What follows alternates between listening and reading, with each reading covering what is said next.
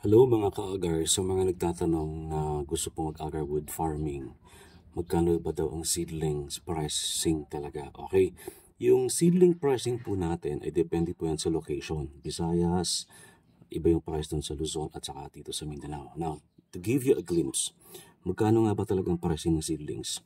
Okay, katulad po nito. Ayan ito. This is, I think, tatakbo na to ng mga 8 inches. Okay. Usually, dito po sa Jensan at saka sa Mindanao, pricing po nito, tatakbo na po ito ng 350 pesos. Ganito kataas. Okay. Now, i-compare natin dun sa medyo maliliit pa, tulad po nito.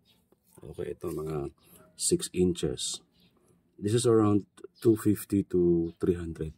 Again, depende po yan sa location. Kasi may mga nursery partners po tayo na yung sources po ng kanilang materials, especially yung seedlings or the seeds, so to say, ay galing pa sa ibang lugar. Ito po naman, pwede na to 250 or 200. Okay, just below 6 inches. Bakit baka mo? Kasi iba-iba kasi, again, the seeds ay mas marami dyan sa Bicol region at sa Quezon province. Dito sa Mindanao, ako galing to sa ibang seeds ay galing pa sa Luzon. So therefore, mas mataas yung kanyang expenses. Okay, sa pag-produce ng seedlings. Fertilizer, yung soil na ginamit, yung mga materials para mapag-grow namin to. Okay, ito naman po, ayun, dahil more than 1 feet na to, so iba rin pricing nun. So, tandaan nyo lamang po, nagmamatter po yung sizes ng mga seedlings po natin at yung pricing po nun. Okay? Plus, depende po yan sa location. Ayan. So, wala talaga sa fix or exact, pricing ang mga seedlings sa buong Pilipinas. Paiba-iba po yan, depende sa location. Bakit pa iba-iba? Again, kasi dito sa amin, example sa Jensan or sa Davao, wala kasi kaming dito, mother trees na sources ng mga seeds para mapatubo namin. Okay, ibig ko sabihin nun, kailangan namin kumuha ng seeds sa ibang parte ng Pilipinas or even abroad. Pwede kasing mag-import ng malasense seeds. Okay, kaya ganun po yan. Na wala pong murang seeds or seedlings. Lahat po may presyo kasi siyempre hindi pa naman ganun kadaming agarwood trees ang nasa Pilipinas. So I have a few seedlings here in Jensan. Sa mga taga Jensan, Davao, and Mindanao, I could supply you.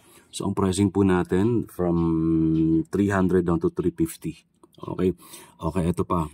Pwede ako magbenta ng seedlings na mas mahal sa 350. For example, pakita ko Ito.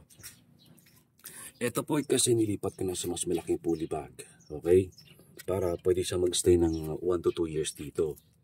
So, pagpatak po ito ng mga more than 1 feet to 2 feet to 3 feet, so tataas din yung presyo nun. Okay? So, if I were you guys, pwede ko kayong bumili ng seedlings habang maliit pa para hindi ko kayo masyadong magastusan. Okay? So, ayan. Sa lahat po na gusto pong magkaroon ng agarwood trees, feel free to PM me. I can refer you or can help you na makapag-avail po ng quality seedlings. Ito po ay quality seedlings. Tingnan nyo naman, lusog-lusog. Alaga ho talaga to From the soil, it's a 5-in-1 mixture. Okay? So, magmamatter kasi yung soil quality dun sa growth ng ating mga seedlings. So, ginasusan po namin yan. Okay? Ayan. So, guys, pwede mo tayo mag-supply nationwide kasi marami ho tayong partners na mga nursery since meron tayong agarwood company. Okay? So, just PM me or text me up if you want to order your quality seedlings. Bye-bye.